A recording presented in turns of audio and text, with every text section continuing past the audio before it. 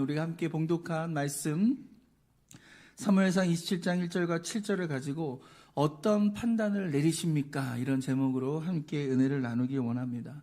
여러분, 다윗의 이야기는요 판단으로 시작합니다. 왜냐하면 바로 사무엘이 이 사울 왕을 이어서 이 이스라엘의 두 번째 왕을 세우는 이야기부터 다윗의 이야기가 시작이 된단 말이에요. 이새는 총 8아들이 있었는데 첫째부터 7째까지 아들을 이 아버지 이새는 그 사무엘에게 이스라엘의 두 번째 왕이 되기 위한 후보로 추천을 하게 됩니다. 다윗은 그 추천을 받지 못했어요. 그래서 형들의 양까지 다 해가지고 들에 나가서 양을 치고 있었습니다. 여러분, 첫 번째 아들 엘리압이 사무엘 앞에 딱 오게 됩니다. 키도 크고요, 용모도 아름답고요, 머리숱도 많고 노란 머리에다가요 아주 멋있게 생긴 거예요. 그러니까 사무엘이 마음이 흡족한 거예요. 얘다. 얘가 이스라엘의 두 번째 왕이다. 이렇게 생각을 하는데 하나님께서 갑자기 급발진을 하신 거예요. 브레이크를 확 잡으시면서 뭐라고 하냐면 아니다라는 거예요. 오늘 그 말씀 잠깐 볼까요? 사무엘상 16장 7절입니다. 시작. 여호와께서 사무엘에게 이르시되 그의 용모와 키를 보지 말라. 내가 이미 그를 버렸노라. 내가 보는 것은 사람과 같이 아니하니 사람은 외모를 보거니와 나 여호와는 중심을 보느니라 하시더라. 아멘. 하나님의 판단 기준은 외모가 아니라는 거예요. 스펙이 아니라는 거예요. 배경이 아니라는 거예요. 그가 무슨 옷을 입고 있는지, 여러분 어디를 사는지가 중요한 것이 아니라 그 중심을 보신다라는 거예요. 그래서 사무엘이요 아차한 거예요. 아니구나. 이게 하나님의 뜻이 아니구나. 그래서 다윗을 발견하게 되고요. 그 다윗에게 기름 붓는 장면이 있습니다. 할렐루야. 오늘 저와 여러분 우리의 중심을 하나님께 드리는 오늘 귀한 예배 되기를 축복합니다. 우리가 읽은 이 본문은 27장인데요. 이 27장의 이야기는요 26장에서부터 이어지는 말씀입니다. 그래서 저는 오늘 26장과 27장에 걸쳐서 이 다윗의 이야기를 통해서 하나님의 은혜를 나누고자 합니다. 첫 번째로 우리가 어떤 판단을 내려야 되냐, 바로 하나님의 뜻으로 판단해야 됩니다. 한번 따라할까요? 하나님의 뜻대로 판단하겠습니다. 이 사무엘상 24장하고 26장에 보면요 다윗이 사울을 죽일 수 있는 두 번의 기회가 나옵니다. 여러분, 사울은 다윗의 장인 어른이란 말이에요. 그런데 사람들이 자기를 좋아하지 않고요 다윗을 좋아합니다. 그래서 이런 노래를 부르죠. 사울이 죽인 자는 천천히요 다윗이 만만이로다. 사람들이 더 다윗을 좋아하니까 다윗이 인기가 막 높아지니까 사울왕 마음에 어떤 마음이 생겨요? 시기심이 생기는 거예요. 그런데 이 시기심을 관리하지 못하면요 미움이 되고요, 그 미움을 지나쳐서 분노가 되고요, 사울 왕의 마음은요 다윗을 죽이고자 하는 마음까지 이르게 됩니다. 그래서 그때부터 10년 동안 이 사울 왕은요 다윗을 죽이려고 쫓아다니는 거예요. 다윗은요 죽자고 쫓아오는 이 사울 왕을 피해서 계속 도망칩니다. 그래서 그때부터 다윗은 도망자가 되고요, 그리고 광야에서 방랑자가 되고요, 그 집을 떠돌아다니는 떠돌이로서 인생을 살아가는, 얼마나 괴롭고 얼마나 힘든 삶인지 모릅니다. 그런데 그에게 두 번의 기회가 찾아온다고 그랬잖아요. 다윗은 사울을 죽일 수 있는 거예요. 사울을 죽이면 나 자유 얻었네. 이 왕을 죽여야지 내가 자유 얻을 수 있고 이제 이 방랑 생활을 끝일 수 있는 거예요. 그리고 왕으로의 기름을 부음 받았잖아요. 그렇다면 사울 왕이 죽으면 두 번째 이스라엘 왕이 누가 되는 거예요? 자기 자신이 되는 거예요. 여러분, 누구나 오늘 이러한 상황들 속에서 이것을 기회라고 여길 수 있지 않습니까? 근데 다윗은 이것을 기회라고 여기지 않습니다. 대신 어떻게 합니까? 우리 사무엘상 26장 8절과 9절의 말씀을 읽겠습니다. 시작. 아비새가 다윗에게 이르되 하나님이 오늘 당신의 원수를 당신의 손에 넘기셨나이다. 그러므로 청하오니 내가 참으로 그를 찔러서 단번에 땅에 꽂게 하소서. 내가 그를 두 번 찌를 것이 없으리이다 하니 다윗이 아비새에게 이르되 죽이지 말라. 누구든지 손을 들어 여호와의 기름 부음 받은 자를 치면 죄가 없겠느냐 하고. 사무엘상 24장에는요 사울 왕이 동굴 안에 들어와서요 죽일 수 있는 기회가 있었어요. 그리고 지금 읽은 이 26장은 뭐냐면 이 사울 왕이 다윗을 죽이기 위해서 군대를 동원합니다. 그래서 궁 안으로 들어갈 수 없어서 야영지에다가 이렇게 텐트를 쳐놓고 이 잠을 자게 되는데, 그 깊은 밤에 이 다윗과 다윗의 용사들이 이 이스라엘 진영을 공격하러 들어간 거예요. 그래서 이 다윗이요, 이 사울 왕의 텐트를 발견하고 그 안으로 들어갑니다. 그때 사울 왕은 아무것도 모르고 코를 드렁드렁 골면서요 잠을 자고 있었습니다. 사울은 죽을 위기예요. 그래서 다윗의 이 부하가 뭐라고 합니까? 저에게 이 창으로 이 원수 이 사울을 죽일 수 있게 해주십시오라고 얘기합니다. 그냥 찌르기만 하면 죽는 상황, 아무도 사울을 보호하지 않는 이 상황에 오늘 다윗이 뭐라고 얘기합니까? 여호와의 기름 부음 받은 자를 치면 죄가 없겠느냐? 죄가 있다는 거예요, 없다는 거예요? 있다는 거예요. 여호와의 기름 부음 받은 자를 칠 수 없다라고 얘기합니다. 지금 이 순간은 다윗에게 원수를 갚을 수 있는 시간이에요. 이 원수를 죽여야지만 내가 자유할 수 있는 시간이란 말이에요. 사울이 죽으면 내가 이제 이스라엘의 모든 왕권을 내가 차지할 수 있는 이 절호의 기회가 아니겠습니까? 그런데 다윗의 판단은 뭐예요?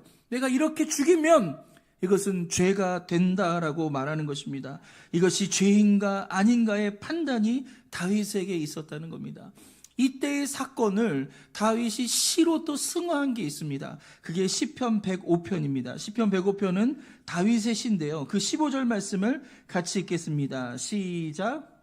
이르시기를 나의 기름 부은 자를 손대지 말며 나의 선지자를 해하지 말라 하셨도다. 아멘. 다윗이 노래하는 그 시에 뭐라고 써있냐면 이르시기를 그렇게 한 거예요. 누가 이른 거예요? 하나님이 자기에게 말씀해 주셨다는 거예요. 그러니까 다윗은 하나님의 음성을 들었어요. 어떤 음성을 들었냐면 하나님께 기름 부음 받은 자를 손대지 말며 나의 선지자들을 해하지 말라라는 음성을 들은 거예요. 그래서 지금 다윗은 내 원수를 갚아야 되는 거예요. 내 감정적으로 보면은 이 사울을 죽여야 합니다. 인과관계를 보세요. 여러분, 지금껏 다윗은 사울 왕을 피해서 도망쳤단 말이에요. 그 인과관계에 의하면요, 지금이 절호의 기회인데 오늘 다윗은 사울을 죽이지 않습니다. 왜냐? 다윗의 판단은 하나님의 뜻이었어요. 하나님의 말씀이었어요. 그분이 이르시기를 나의 기름 부음 받은 자를 치지 말아라. 나의 선지자를 치지 말아라. 오늘 이것이 하나님의 말씀이었기 때문에 오늘 다윗은 하나님의 말씀의 그 판단 기준을 가진 것을 볼 수 있습니다. 흔히 세상의 사람들이요, 이 세상을 살아갈 때 판단하는 4가지 단계의 유형이 있습니다. 첫 번째는요, 어린아이형이 있습니다. 이 어린아이들은요, 기분이 좋은지 나쁜지 갖고 판단하는 거예요. 이거 기분 좋아, 그럼 하는 거예요. 기분 나빠, 안 해. 이게 어린아이형이라는 거예요. 거기서 조금 더 성장하면 사춘기형이 되는데요. 사춘기 사람들은요, 내 편, 네 편을 나누게 됩니다. 너 내 편이야? 그럼 친해. 내 편 아니야? 그럼 넌 나의 적이야. 판단의 기준이 뭐예요? 나랑 친하느냐, 친하지 않느냐가 결정적인 사건이 되는 거예요. 그보다 좀 성장하면 어른형이 있는데, 이 어른형은 중요한 게 뭐냐면 이게 이익이냐, 손해냐예요. 내가 이걸 하면 이익이 되느냐, 손해냐. 이거에 따라서 우리의 삶을 판단하더라는 겁니다. 이거보다 좀 더 여러분 성숙한 사람은 어떤 사람이냐면 의인형이에요. 이 의인형은 뭡니까? 이게 옳고 그른지를 판단하는 거예요. 이게 선인가 악이냐를 판단하는 겁니다. 분명 이걸 선택하면 나에게 이익이 되는 거예요. 그런데 이건 옳지 않아. 이거는 악한 행동이야. 그러면 그 사람은 어떻게 합니까? 할 수 없는 거예요. 왜? 그게 판단의 근거니까. 선과 악이 판단의 근거고 옳고 그름이 판단의 기준이니까 이 의인형의 삶을 살아가는 사람은 아무리 나에게 이득이 있어도 그것을 할 수가 없는 거예요. 근데 손해를 봐요. 근데 손해를 봐도요, 이게 옳은 거라면 그냥 가야 돼요. 옳은 거라면 그냥 하는 거예요. 이렇게 크게 세상 사람들은요, 이 4가지 범주 안에서, 카테고리 안에서 판단을 하면서 인생을 살아가더라는 것입니다. 그런데 하나님의 자녀는요, 이것보다 한 단계 더 높은 단계의 삶을 살아야 됩니다. 무슨 단계일까요? 바로 이것이 하나님의 뜻인가 아닌가. 한번 따라할까요? 하나님의 뜻인가 아닌가. 여러분, 저와 여러분의 인생 가운데 수많은 판단을 하지 않습니까? 인생은 판단이에요. 인생은 결정이란 말이에요. 오늘 그 판단의 근거가 이것이 하나님의 뜻인가 아닌가가 될 수 있기를 주님의 이름으로 축원드립니다. 여러분, 이 5단계까지가 있는데 여러분 지금 어떤 단계에 이르렀습니까? 아직 어린아이의 단계가 아닌가요? 아니면 이 사춘기 단계는 아닌가요? 조금 올라서 내가 지금 어른의 단계에 머물러 있지 않습니까? 모든 게 이게 손해가 되느냐 안 되느냐에 따라 판단을 하고 내가 살지 안 할지를 결정하는 오늘 그런 인생이 되지 않고 더 높은 수준으로, 할렐루야, 그리고 하나님께서 기뻐하시는 것처럼 이것이 하나님의 뜻인가 하나님의 뜻이 아닌가, 이것이 여러분의 기준 되기를 축복합니다. 로마서 12장 2절 말씀을 읽겠습니다. 시작. 너희는 이 세대를 본받지 말고 오직 마음을 새롭게 함으로 하나님의 선하시고 기뻐하시고 온전하신 뜻이 무엇인지 분별하도록 하라. 오늘 바울 사도는 우리에게 이 시대를 본받지 말라고 얘기합니다. 이 시대는요, 네 가지 단계 안에 갇혀 있어요. 이것이 옳고 그르냐, 이것이 나에게 이득이 되느냐 되지 않느냐, 이게 내 편이냐 내 편이냐, 이것이 좋으냐 나쁘냐를 갖고 판단을 하는데, 이러한 시대를 본받지 말라라고 성경은 얘기하면서 뭘 얘기하고 있습니까? 이것이 하나님의 선하시고 기뻐하시고 온전한 뜻인가를 분별해라. 그래서 우리의 모든 감각을 동원해서 우리는 분별하는 삶을 살아야 돼요. 아, 내가 이걸 선택하는데 이게 과연 하나님의 선하신 뜻인가? 이것이 기뻐하신 뜻인가? 이것이 하나님의 온전하신 뜻인가? 오늘 이것을 분별하며 살기를 바랍니다. 그래서 늘 언제나 우리가 하나님의 뜻 안에 살기를 원합니다. 지금은 은퇴를 하셨는데요, 이 남서울 은혜교회 홍정길이라는 목사님이 계십니다. 제가 신학교 대학교 때 이분이 한 번은 우리 교회 그 학교에 오셔가지고 설교를 하셨는데 굉장히 은혜 받은 대목이 있어요. 그 대목이 뭐냐면, 그 교회에 다니는 종호라는 학생의 이야기를 이 목사님이 하셨어요.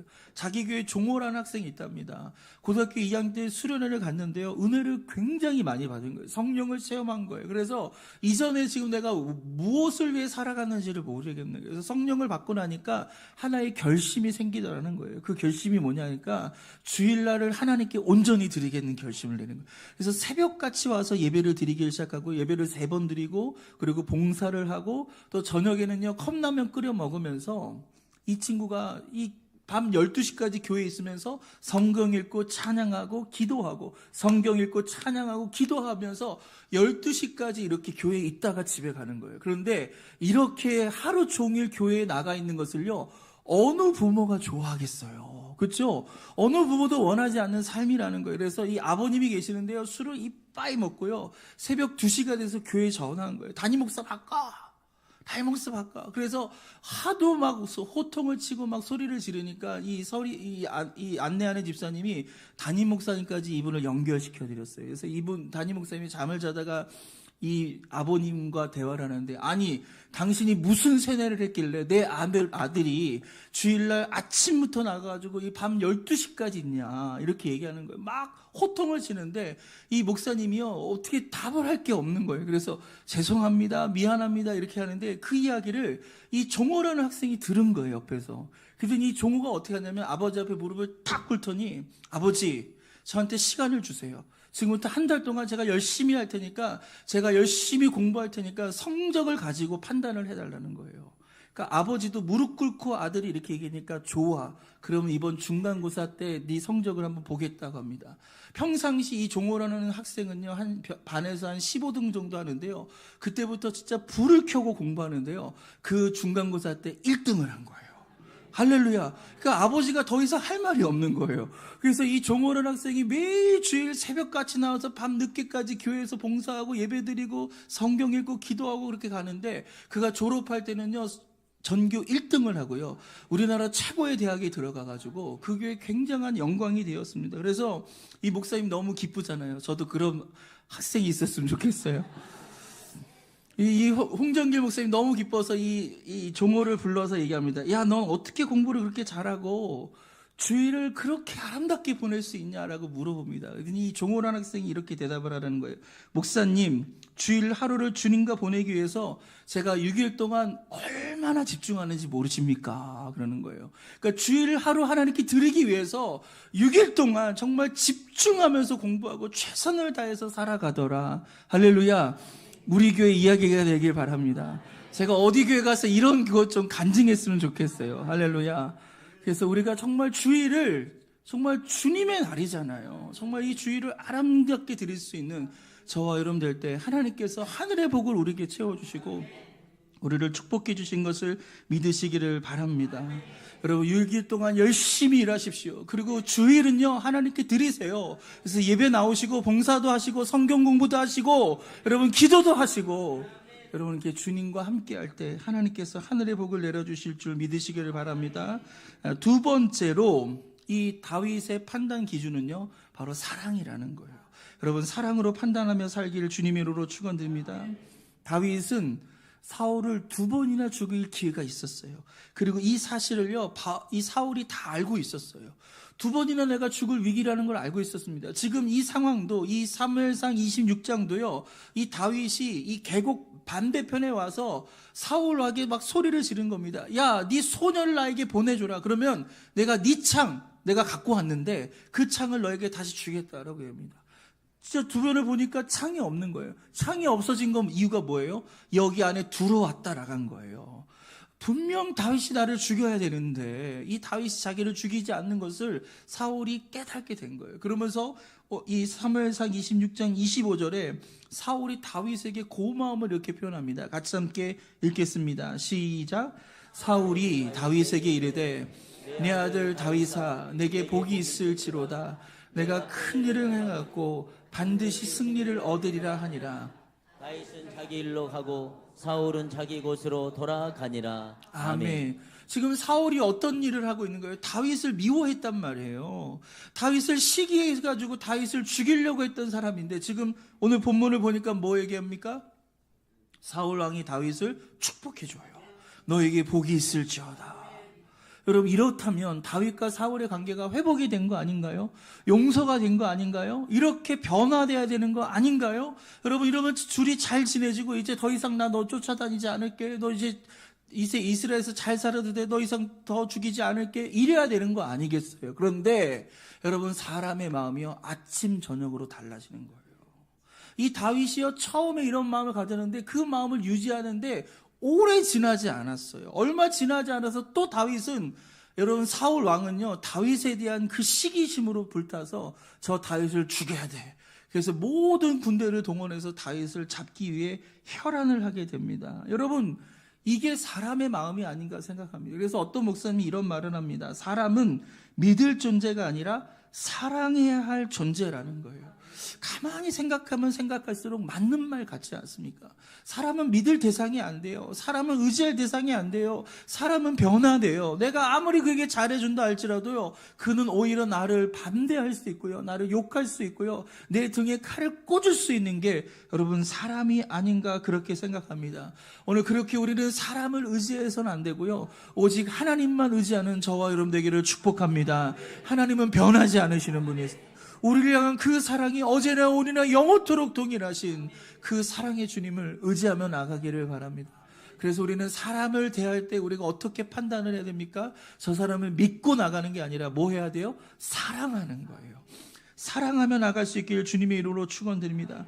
그래서 우리가 어떤 사람에 대해서 잘 대해줘요. 용서해 줍니다. 선대해 줍니다. 우리가 좋은 일을 해줘요. 그러면 응당 상대편은 나한테 그 비슷하게라도 나에게 좀 잘해줄 거라고 우리는 생각하지 않습니까?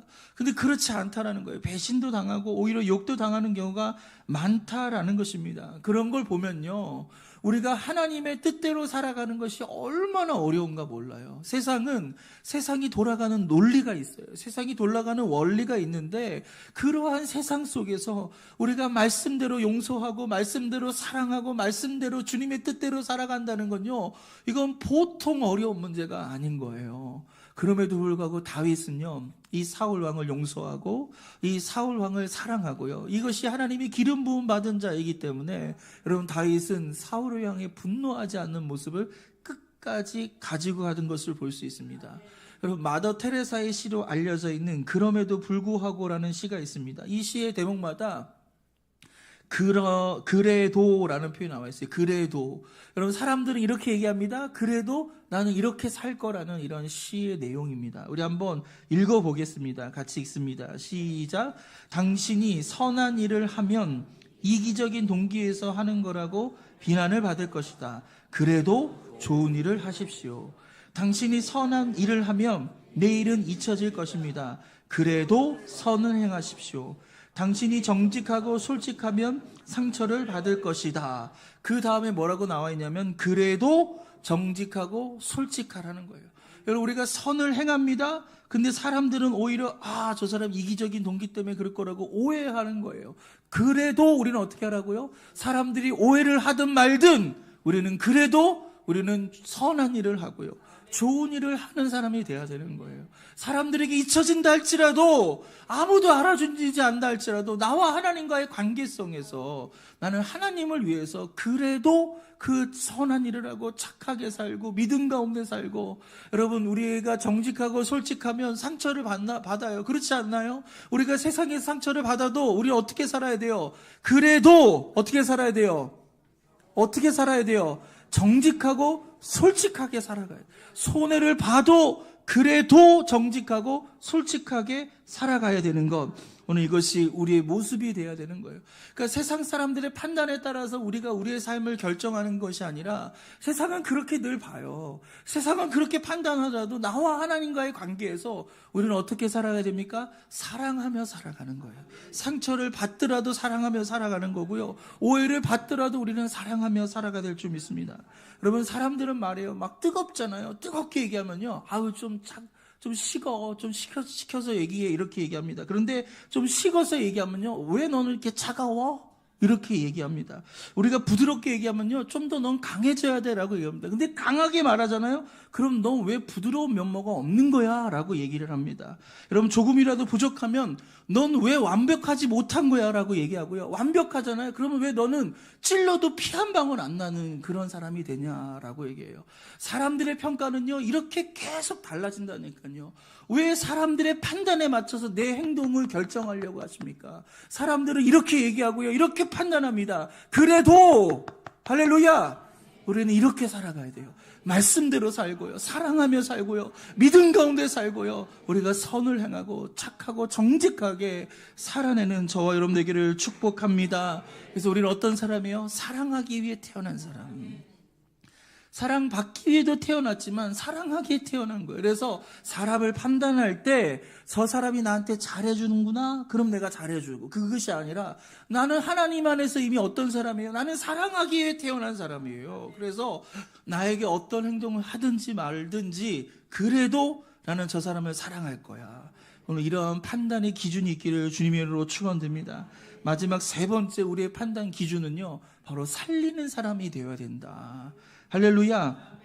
사무엘상 27장의 내용은요, 다윗이 더 이상 이스라엘에 살지 못해가지고요, 블레셋 지역에 망명하는 이야기입니다. 이 이야기를 두고요, 학자들, 주석가들, 이 설교자들, 이 목회자라고 할 수 있는 이분들이요, 이 내용을 해석하는 게 완전히 달라요.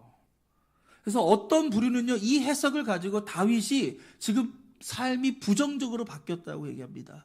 다윗의 믿음을 다 잃어버렸다라고 얘기합니다. 지금 다윗이 하나님께 실망해가지고 지금 굉장히 인본적인 삶을 살고 있다라고 이렇게 해석하는, 다윗의 실수와 다윗의 연약함에 대해서 설교하는 한 부류가 있고요, 또 반대 부류가 있어요. 어쩔 수 없지 않았냐, 다윗이 지금 굉장히 힘들고 어려운 시간을 갔는데 지금 이것이 최선의 선택이다 라고 가르치고 설교하고 그렇게 주석하는 학자들이 이렇게 있어요.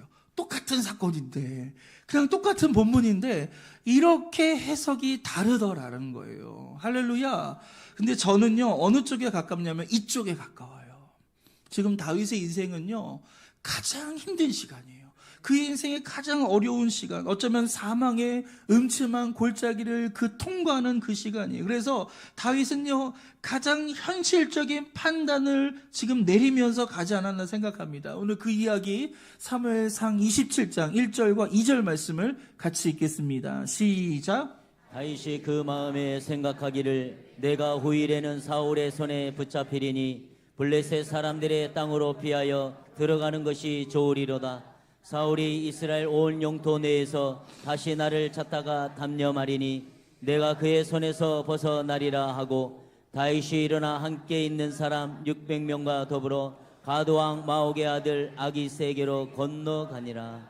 아멘. 지금 다윗은요, 이 환경에서, 이 환경을 피하기 위해서 더 좋은 환경으로 마치 떠나가는 듯한 이런 모습을 갖고 있어요. 그렇다면 여러분, 하나님의 약속은요, 이스라엘 땅에 있는 거잖아요. 이스라엘 백성들은요, 땅의 신학을 갖고 있었어요. 이 땅을 벗어나면 안 된다는 거예요. 그래서 바벨론으로 포로로 끌려간 백성들이요, 막 울면서 갔어요. 왜? 지금 하나님의 약속의 땅에서 지금 어쩔 수 없이 지금 쫓겨나가지고 바벨론으로 유배를 떠나가는 그들의 삶이 너무 처량한 거예요. 이것을 떠나면 하나님이 안 계시는데, 마치 그들은 그렇게 생각했단 말이에요. 그래서 땅의 신학을 갖고 있는데, 그래서 이 다윗이 지금 어디를 살아야 돼요? 힘들고 어려도 어디 있어야 돼요? 이스라엘 땅에 있어야 된단 말이에요. 그런데 지금 다윗이요, 가장 현실적인 결정은 여기 살다가는 다 죽겠다 생각을 해서 지금 블레셋에 들어가서 망명을 신청하고요, 용병이 되기로 결정을 하는 이 장면을 우리가 읽게 된 겁니다. 여러분, 이렇게 결정할 수밖에 없는 건요,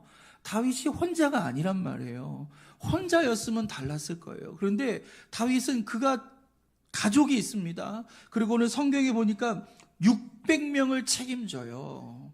만약에 사울 왕이 자기를 붙잡아서 자기를 죽인다면 자기만 죽이겠습니까? 아니겠죠.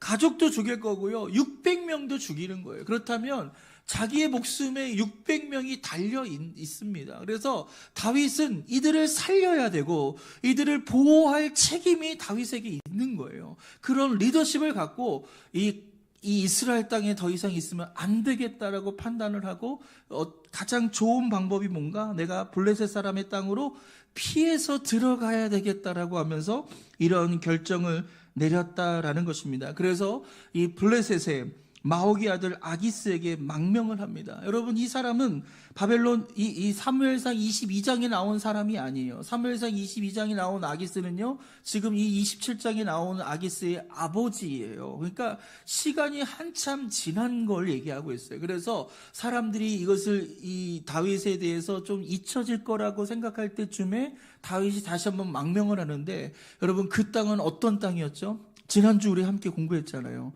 그 땅에 들어갔을 때 오히려 자기를 죽이려고 했을 때 다윗이 어떻게 합니까? 미친 척 하잖아요. 살기 위해서 막 침을 흘리고 막 오줌을 쏘고 막 벽에다 낙서를 하고 막 헛소리를 하면서 그 위기를 모면하기 위해서 미친 척을 하면서, 여러분, 얼마나 원통한 상황입니까? 얼마나 괴로운 상황입니까? 얼마나 자존심이 상하는 이러한 상황입니까? 그렇게 해서 겨우 죽음을 면해서 도망쳐 나왔던 다윗인데 다시 그 자리로 들어간다? 여러분, 이건 보통 문제가 아니에요. 쉽게 내릴 수 있는 결정이 아닙니다. 그럼에도 불구하고요, 이 식솔들을 책임져야 된다는 그 책임감, 이들을 내가 살려야 되겠다는 그 마음, 그 의무감에 의해서 다윗은 가장 싫은 땅으로 지금 들어가게 되는 거예요. 그래서 그 땅에 들어갑니다. 그래서 그 땅에 아기스 왕에게 우리를 받아달라고 얘기하면서 그 어느 땅에서 우리가 거할지 그 땅을 달라고 요청하는 장면이 나옵니다. 우리 사무엘상 27장 5절과 6절 말씀을 읽겠습니다. 시작. 다윗이 아기스에게 이르되, 바라건대 내가 당신께 은혜를 입었다면 지방 성읍 가운데 한 곳을 내게 주어 내가 살게 하소서. 당신의 종이 어찌 당신과 함께 왕도에 살리까 하니, 아기스가 그날에 시글락을 그에게 주었으므로 시글락이 오늘까지 유다 왕에게 속하니라. 아멘. 아기스 왕은요, 이 다윗의 망명을 받아줬어요.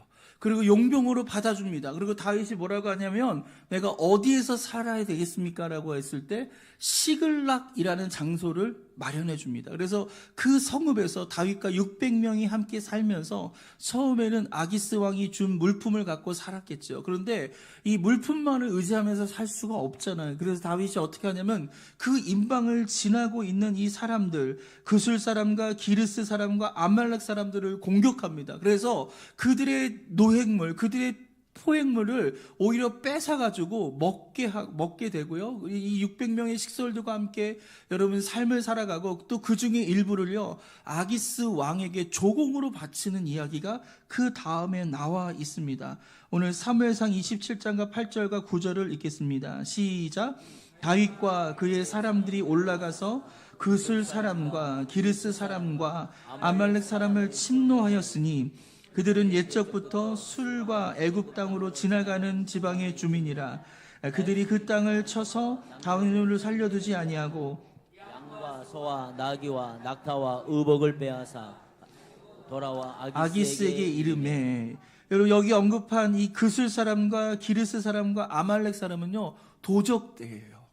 그냥 정상적인 방법으로 이런 것을 취해서 얻는 이런 사람이 아니라 지나가는 나그네 행인들 이런 사람 붙잡아 놓고 강탈하고 뺏어서 그렇게 부를 추구하던 사람이었어요. 그러니까 이 이스라엘 입장이나 블레셋 입장이나 늘 눈에 가시 같은 존재였고 암과 같은 존재였는데, 바로 이 다윗이 이들을 공격해서 이들의 노획물들을 오히려 뺏어가서 그래서 이 600명을 거느리면서 삶을 살고 그리고 조공으로 아기스 왕에게 그것을 바치게 됩니다. 이때 그 조공을 받았던 아기스 왕이요, 다윗에게 도대체 누구 것을 빼앗았느냐라고 질문하는 장면이 나오는데, 이때 다윗이요, 이 아기스 왕에게 거짓말을 해요. 거짓말을 합니다. 여러분, 거짓말은 좋은 거예요, 나쁜 거예요? 나쁜 거죠. 선한 거짓말도 나쁜 거예요. 그래서 이 거짓말을 하는 이 다윗을 보고, 아, 다윗이 지금 부정적으로 변했어. 믿음이 다 사라졌어. 믿음이 다 지금 떨어져 나간 거야. 막 이렇게 설교하고 이렇게 연약한 다윗의 모습을 이렇게 들추는 이런 설교자들이 있는데요. 이야기를 계속 해보겠습니다. 자, 그 말씀이 사무엘상 27장 10절 말씀입니다. 같이 읽어요. 시작. 아기스가 이르되 너희가 오늘은 누구를 침노하였느냐 하니 다윗이 이르되 유다 네겝과 여라무엘 사람의 네겝과 겐 사람의 네겝이니이다 하였더라. 이 네겝이라는 건요, 네게부인데요. 이 네게부는 남방이라는 지역이에요. 그래서 지금 다윗이 공격한 사람이 누구라고 얘기하면 유다의 네겝. 이 유다라는 이 지역 있잖아요. 12지파 중에 유다 지파가 있는 그 지역에서 가장 남쪽을 내가 공격했습니다. 여라무엘 그 지역에서 가장 남쪽을 공격했고, 이 겐 사람들의 집에서 가장 남쪽을 내가 공격해서 이것을 가지고 왔습니다라고 지금 거짓말을 하고요. 아기스 왕은요, 이 거짓말을요, 받아들여요. 아, 진짜 용병이 됐구나. 이게 자기의 동족을 공격하는 걸 보니까 이제 얘는 완벽하게 내 밑으로 내 수하로 들어왔구나라고요. 아기스가 다윗을 믿는 장면이 나옵니다. 그래서 다윗은 이곳에서 이 시글락이라는 공간에서 몇 년을 지낸지 아십니까? 성경을 보니까 1년하고 4개월 동안 지내는 것을 볼 수 있습니다. 우리 한번 지도를 볼까요? 여러분, 이렇게 노란색 표시되어 있는 이곳이 여러분 블레셋 지역입니다. 블레셋에 유명한 5개의 도시가 있어요. 성경에도 잘 나와 있는데 아스돗, 아스글론, 가사, 그다음에 그 위쪽으로 가드와 에클론이라는 이 5개의 도시가 이 블레셋의 도시인데요. 여러분 오늘날은 이 지역을 어떤 지역이라고 얘기하냐면 팔레스타인이라고 얘기하는 거예요.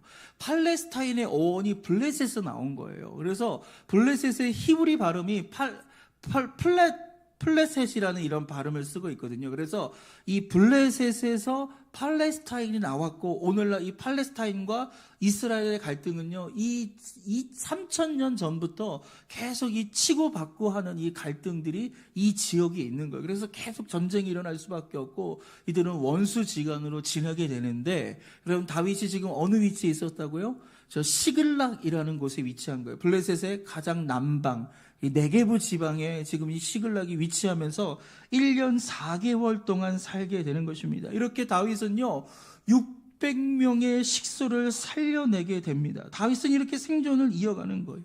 사랑하는 성도 여러분, 우리는 살면서 우리의 삶에 우리가 수많은 것들을 판단하며 나가는데 가장 중요한 판단은 뭐냐? 바로 살리는 판단을 내려야 된다는 거예요. 이것이 이 사람을 살릴 것인가 죽일 것인가?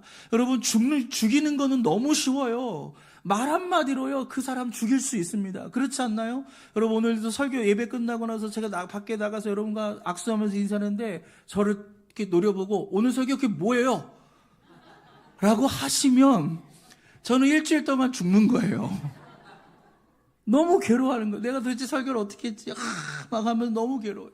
말 한마디가 이렇게 사람을 살리기도 하고 죽이는 거예요. 여러분, 그리고 저도 마찬가지예요. 제가 설교를 하는데요. 제가 이 설교를 가지고 막 칼을 여러분에게 막 날리면요. 말로 막 똑바로 하세요. 그렇게 살면 안 돼요. 막 얘기하면요. 여러분 기분이 좋을까요? 나쁠까요? 여러분도 괴로워지는 거예요.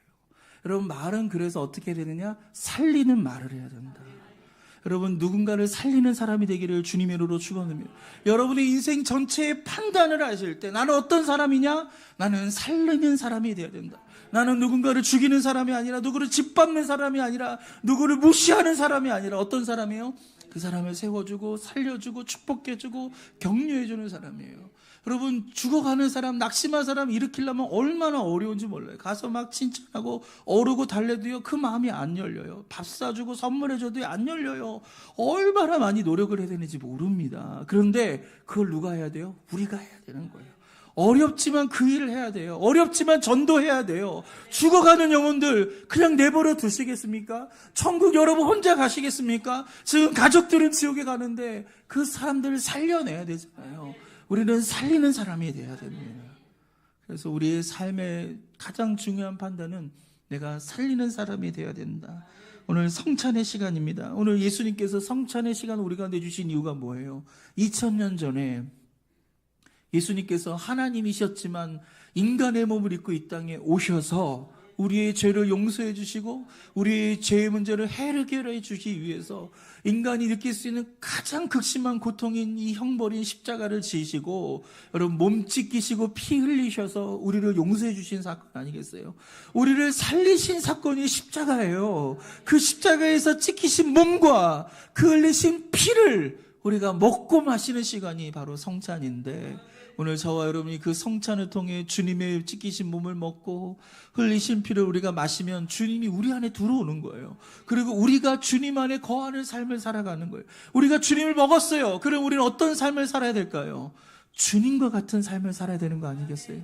주님이 우리를 살리셨던 것처럼 우리도 살리는 사람이 되기를 축복합니다. 그래서 우리 한번 따라해 볼까요? 살리는 사람이 되겠습니다. 여러분 지금보다 조금 더 높게 크게 강하게 할렐루야 시작. 살리는 사람이 되겠습니다. 아멘. 우리 옆에 사람들에게 인사하겠습니다. 살리며 삽시다. 할렐루야. 여러분 죽이지 마세요. 낙심시키지 마세요. 짓밟지 마세요. 여러분 그 마음을 상하게 하지 마세요. 내가 이 말을 하면 혹시 저 사람이 죽는 건 아닌가? 저 사람이 마음이 상하는 거 아닌가? 늘 고민하면서 얘기하셔야 되고요. 우리가 눈빛을 보낼 때도 우리가 행동할 때도요. 조심해야 되고요. 우리는 어찌하든지 살리는 사람이 되어야 돼요. 우리 교회는 어떤 교회입니까? 살리는 교회가 돼요. 우리 교회는 이 지역사회를 살리고 대한민국을 살리고 이 열방을 살리는 교회. 오늘 그 사명을 우리가 주님 오실 그날까지 감당하는 교회가 오늘 저와 여러분을 통해 그 일을 주님은 행하실 줄 믿습니다.